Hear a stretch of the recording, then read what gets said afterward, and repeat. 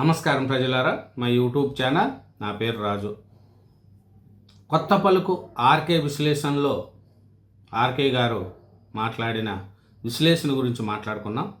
తెలంగాణలో కావచ్చు, ఆంధ్రప్రదేశ్లో కావచ్చు, ఇప్పుడుండే ప్రాంతీయ విద్వేషాలు, అలాగే కుల ప్రాతిపదిక, అలాగే సోషల్ మీడియాలో వస్తున్న వాటి గురించి కూడా కొత్త పలుకు ఆర్కే విశ్లేషణలో మాట్లాడినారండి. ఆ విషయాల గురించి కూడా పూర్తిగా మాట్లాడదాం. హే రామ్, హే రావణ్, ఇంత విద్వాసమా?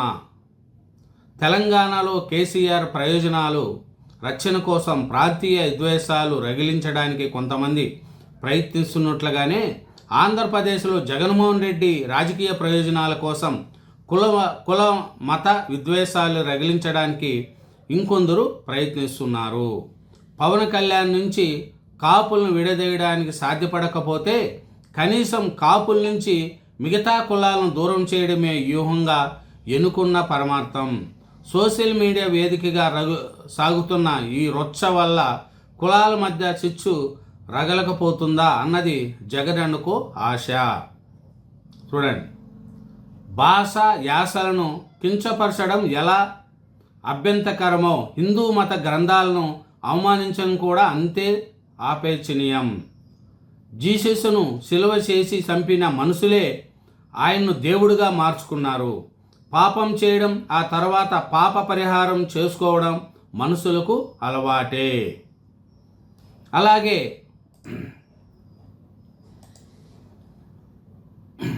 హే రామ్, హే రావణ్, ఇంత విద్వాంసాలు అవసరమా? కుల మత ప్రాంతాల వారిగా ఏమిటి విశ్వజ్వలాలు? ఈ పరిణామాలు ఎవరి కోసం?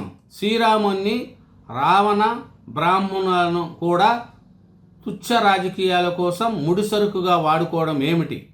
కొంతమంది యువతీ యువకులు పార్టీ చేతిలో పావులుగా మారి సోషల్ మీడియా వేదికగా రెచ్చిపోతున్నారు.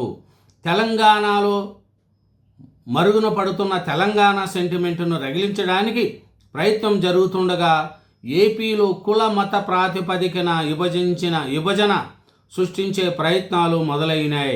ఈ క్రమంలో జోసఫ్ అలియాస్ రావణ్ చేసిన వీడియోలు, వ్యాఖ్యలు తీవ్ర వివాదాస్పదమైనాయి.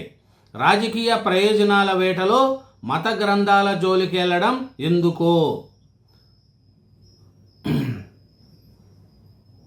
ఒక మతం వారు మరో మతానికి చెందిన ఆరాధ్య దైవాలను కించపరుస్తూ పోతే పరిస్థితి ఎక్కడికి దారి తీస్తుందో అర్థమవుతుందా? తెలంగాణలో కేసీఆర్ కుటుంబం, ఏపీలో జగన్ అధికారం కోల్పోయాక రాజకీయాల్లో విద్వేషాలను చొప్పించడం మొదలైంది.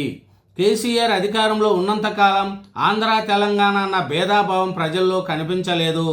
అధికారం కోల్పోయిన తర్వాత అవకాశం చిక్కినప్పుడల్లా ఆంధ్ర తెలంగాణని విభజన తీసుకొచ్చే ప్రయత్నాలు మొదలైనాయి. ప్రధాని మోడీ ఈ మధ్య హైదరాబాద్ పర్యటన సందర్భంగా చంద్రబాబు, పవన్ కళ్యాణ్ ఇళ్లకు వెళ్ళడం, ఆ తర్వాత కొద్ది రోజులకు తెలంగాణ రాజకీయాల్లోకి ప్రవేశిస్తామని పవన్ ప్రకటించడంతో కేసీఆర్ ఉలిక్కిపడ్డారు. అధికారంలో ఉన్నప్పుడు తనకు అనుకూలంగా వివరించిన నేటి ఉద్యమకారులు, కవులు, కళాకారులను పిలిపించుకొని కర్తవ్య బోధ చేశారు. అంతే, అధికారంలో ఉన్నప్పుడు కేసీఆర్ వంచెన చేరిన కవులు, కళాకారులు కొందరు ఉరకటం మొదలుపెట్టారు.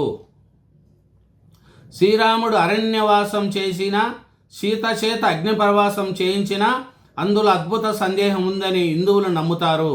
దీనివల్లే జోసెఫ్కి కానీ అతన్ని సమర్థించే వారికి కానీ వచ్చే నష్టమేమిటో తెలియదు. మనుషుల్లోని బలాబలాలు మహాభారత పాత్రలో కనిపిస్తాయి. ఆ సన్నివేశాల్లోని పరమార్థాన్ని గ్రహించకుండా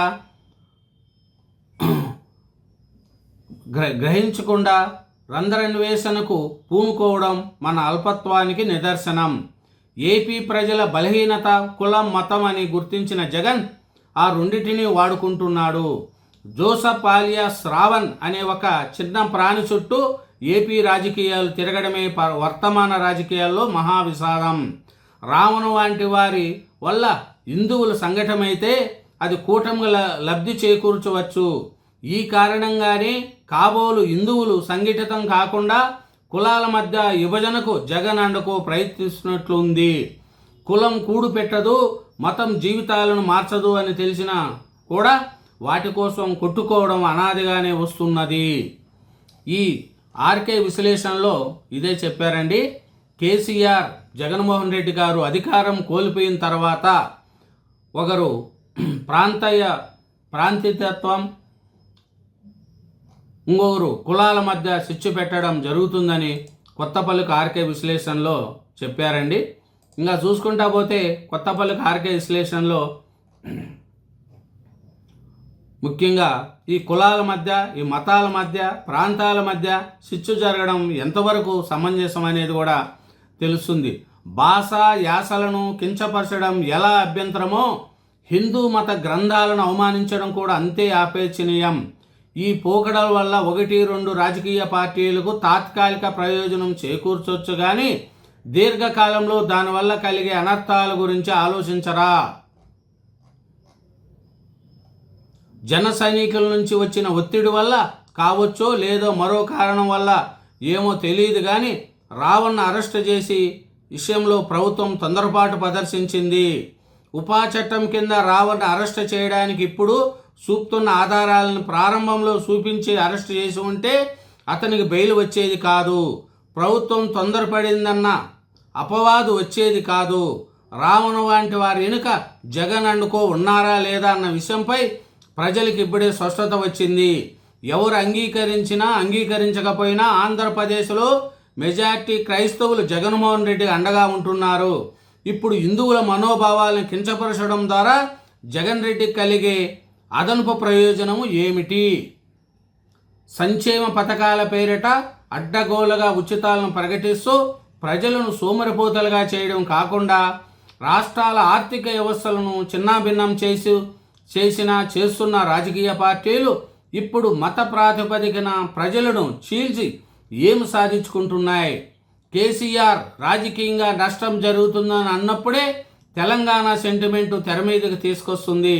ఎన్టీఆర్ విగ్రహం ఏర్పాటు, తెలంగాణ రాజకీయాలకు వస్తానని పవన్ కళ్యాణ్ ప్రకటించడం తెలంగాణ ప్రయోజనాలకు విరుద్ధమయ్యే పక్షంలో తెలంగాణ ఉద్యమాన్ని వేలం చేసి హైదరాబాద్ వెళ్ళాలంటే వీసా కావాలని ఈడ్చుకున్న వైఎస్ రాజశేఖర రెడ్డి జయంతిని హైదరాబాదులో ఘనంగా నిర్వహించిన, ఆయన విగ్రహాలకు నివాళులర్పించిన కేసీఆర్ కోసం మాత్రమే స్పందించే తెలంగాణ వాదులు ఎందుకు ప్రశ్నించలేదు? తెలంగాణ ప్రజలకు ఎన్టీఆర్ చేసిన నష్టమేమిటి?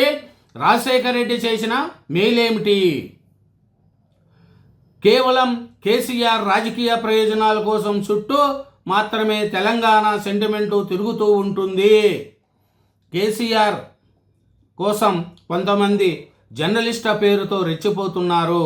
రాజశేఖర రెడ్డి గారి విగ్రహాలు పెట్టుకుంటే ఏమీ ఉండదు కానీ ఎన్టీఆర్ విగ్రహం పెట్టుకుంటే దాని మీద కొంతమంది జర్నలిస్టుల పేరుతో మేధావులు ఉంటారు, వాళ్ళు దాని మీద రాజకీయం చేయబోతున్నారు అనేది కూడా కొత్తపల్లికి ఆర్కే విశ్లేషణలో తెలిసిందండి.